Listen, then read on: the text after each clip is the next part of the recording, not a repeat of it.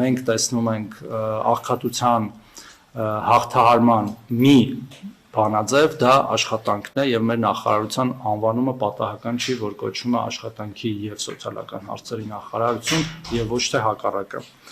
Մյուս կարևոր փոփոխությունը, որ իրականացրել ենք 2025 թվականին, որը ունի նաեւ ժողովրդագրական իմաստ, դա երրորդ եւ հաջորդ երեխային տրամադրվող ամսական 50,000 դրամների աջակցության ծրագիրը պետական նպաստի վերափոխելն է, այսուհետ եւս ծնված երրորդ եւ հաջորդ յուրաքանչյուր երեխայի համար պետությունը տրամադրելու է պարբերական նպաստ մինչև 6 տարեկան դառնալը ամսական 50,000 դրամի չափով եւ հաշվի առնելով, որ նաեւ